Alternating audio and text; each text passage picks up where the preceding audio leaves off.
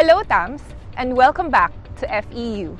I am Mary Joy Yu from the Department of Language and Literature, Institute of Arts and Sciences. We are here at the FEU Plaza, and this is the FEU Teacher Experience. So today I will be talking about the importance of narrative in speech. So first of all, what do I teach? Well, I teach the subject speech communication from the General Education Department. And of course, teachers have different ways of teaching this course, but one thing is for sure, that this course was designed with the current milieu in mind, taking into consideration the digital and the cultural terms. So in my class, I make sure that the modules and readings will provide you with the various skills needed to deal with the contradictions inherent in class, race, gender, and ethnicity in the digital age. So why do we need to learn communication in the classroom? I mean, what's the point? Isn't speech just about people talking? Speech and communication is more than stringing a couple of words together. It's about persuading, engaging, and connecting with human beings who have stories and experiences of their own. So one of the topics that I introduce in my class is the importance of narrative in reading and writing speeches. So what is narrative? And how does understanding it help in the close reading of a speech? Narratives usually have a set structure with a central theme and a metaphor. To put it simply, it is a story with a beginning, a middle, and an end, and it talks about human experience. So if communicating is all about engaging and connecting with human beings, then we can see how understanding how to craft narratives is important to the speech's effectivity. If we know how to create narratives, we will know how to create persuasive speeches. Likewise, if we know how to read narratives, we will also know how to read and critique them. So what about metaphor? What does that have to do with anything?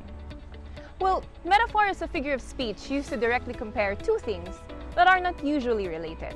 In narratives, it is used to give meaning to certain people, situations, or experiences. Well, let's say your significant other tells you, "You are my sunrise." What is being compared in that sentence?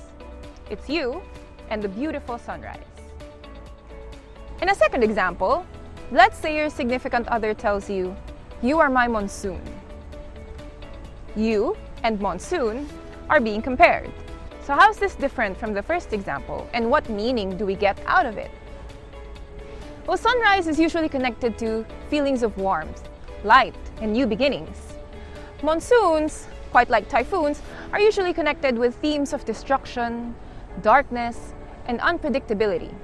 If your significant other compares you to the monsoon, what do you think that means?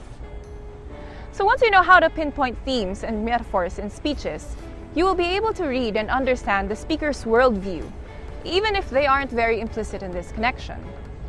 In the same vein, if you know the importance of themes and metaphors, you will be able to create more persuasive speeches that engages people on the human level. What can you do with this information in real life?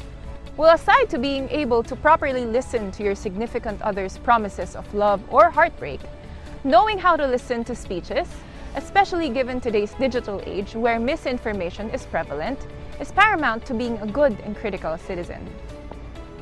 Try it. When you listen to people talking on the news or on TV, listen to what they're saying very closely and try to read into the narratives that they tell, as well as try to pinpoint the metaphors that they use. You will be able to read into what they're actually trying to say. And that's it! That's all for today's FEU Teacher X series. I hope that we were able to walk you through the FEU classroom experience.